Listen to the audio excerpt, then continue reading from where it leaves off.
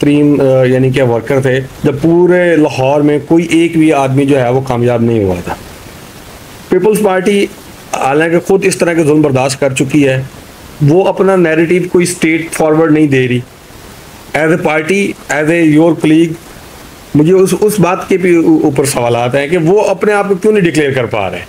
Problem ये है कि पार्टी ने जो 16 महीने की जो पीडीएम की गवर्नमेंट थी, उसमें एज ए पार्टनर शामिल होके पाकिस्तान पीपल्स पार्टी ने मेरी पार्टी ने अपने मंशूर की खिलाफ वर्जी की है। पीपल्स पार्टी ने उस एग्रीमेंट की खिलाफ वर्जी की है जिसको चार्टर ऑफ डेमोक्रेसी कहते हैं। तो अब जाहिर है अमली तौर पे पीपल्स पार्टी को पंजाब में और खुसूसन पंजाब के शहरी इलाकों में इतना ज़्यादा नुकसान पहुंचाया गया है, और नुकसान पहुंचाने वाली जो है वो इस्टेब्लिशमेंट है जो कभी भी पीपल्स पार्टी पर ट्रस्ट नहीं करती। और अब पीपल्स पार्टी की जो लीडरशिप है उसने भी ये सोच लिया है शायद कि जी अवाम मैटर नहीं करते। अब अवाम मैटर, जब आप ये सोच लें कि जी अवाम मैटर नहीं करते हैं और जो लोग इस मुल्क में शतरंज की सियासत को शतरंज के खेल की तरह खेल रहे हैं, वो अपने मोरे जो है कभी किस मोरे को आगे करते हैं, कभी किस मोरे को आगे करते हैं। और फिर पार्टी ने भी यही सोचा कि पावर पॉलिटिक्स में अगर हमने यही करना है और आवाम की कोई वैल्यू ही नहीं है, तो मेरा ख्याल है उन्होंने भी ये सोच लिया है कि जो भी एक पावर पॉलिटिक्स में शेयर मिलता है उस पर कनात की जाए और आवाम जाए पहाड़ में।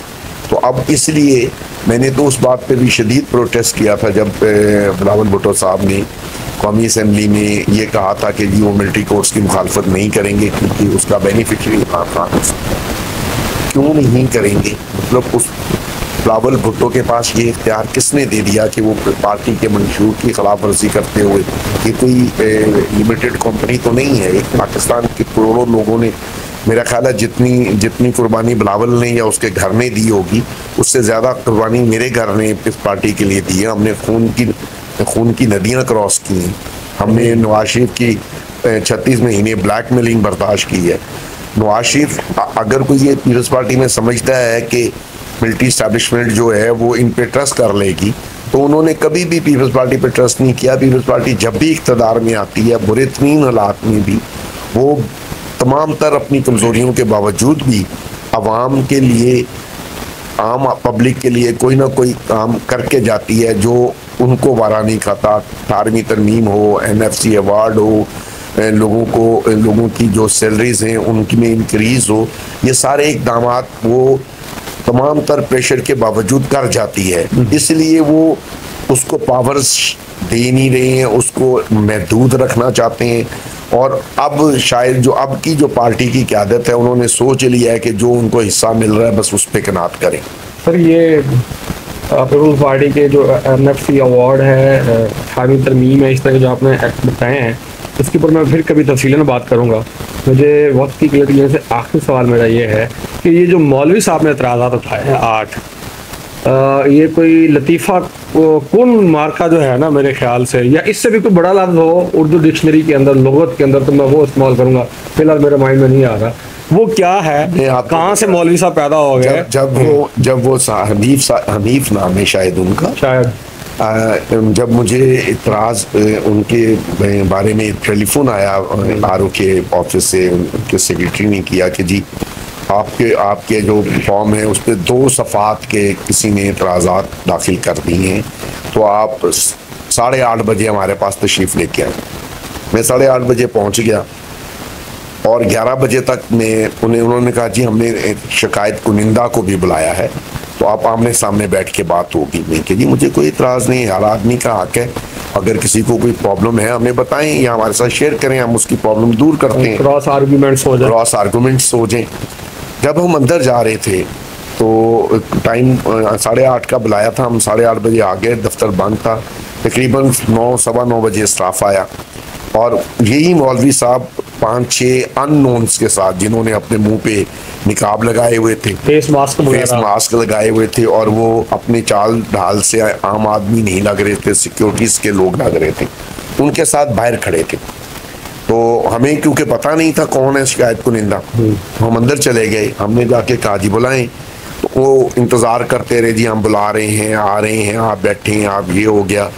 और इस तरह करते करते 11 बज गए। तो फिर मैं प्रिजाइडिंग ऑफिसर साहब के पास गया और मैंने कहा जी मेरा टाइम बहुत कीमती है, मुझे दूसरे 2 जगहों पे भी जाके अपने फॉर्म जो है उनकी पोजीशंस को चेक करना है। मैं अकेला आदमी हूँ और मुझे पिछले 15 दिन से आपने खपा मारा है, ये करो, एक एक लाइन के ऊपर, एक एक नुक्ते के ऊपर आप एतराज़ उठा रहे हो, हमारे बंदे उठा रहे हो, हमारे रास्ते में सड़क पे जाते हुए हमारे पीछे सिक्योरिटी वाले लगे होते हैं, जहाँ चाहते हैं वो गाड़ियाँ आगे फंसा के खड़े हो जाते हैं और आधा आधा घंटा हम बेल बजाते रहते हैं कि हॉर्न बजाते रहते हैं कि रास्ता मिल जाए। वो हमें रोक नहीं रहे, फिजिकली नहीं रोक रहे, मगर रोकने का ये तरीका भी मौजूद है। रोड ब्लॉक कर दिया। 123 के शहबाज शरीफ के खिलाफ हम पेपर इसलिए नहीं दाखिल कर सके कि जब हम मनामा से निकले और हमें कोर्ट ने कहा था, हाई कोर्ट ने, कि आप 6:30 बजे तक, 5:30 बजे तक जाके पेपर जमा करा लें। तो हम जब मनामा से निकले हैं, 4:30 बजे ये ऑर्डर होता है, हम मनामा पहुंचते हैं। मनामा की आरओ दानिस्ता तौर पे हमें 25 मिनट वहाँ रोक के रखती है ताकि हमारा टाइम ज़ाया हो जाए। हम उससे फाइनली हम अपनी उस जगह उनको अपना सिर्फ कंप्यूटर में फीड करवा, उनके पास जो उनकी टीम है वो इस काबिल है, क्या वो अवाम में जा सकते हैं? क्या अवाम इस बात को एक्सेप्ट करेगी? अवाम क्या सोच रही है? अवाम क्या अब वही माइंडसेट रखती है जो 1980 और 85 के दहाई का था? क्या टेक्नोलॉजी ने नौजवानों की सोच को कितना ज्यादा बदला? उसके अंदर किसकी सियासतदान का कितना किरदार अदा है? अगर इमरान खान साहब का नाम ना लिया जाए, मुझे उनसे काफी ज्यादा इख्तलाफात हो सकते हैं और मैंने काफी ज्यादा सवालात उठाए भी हैं।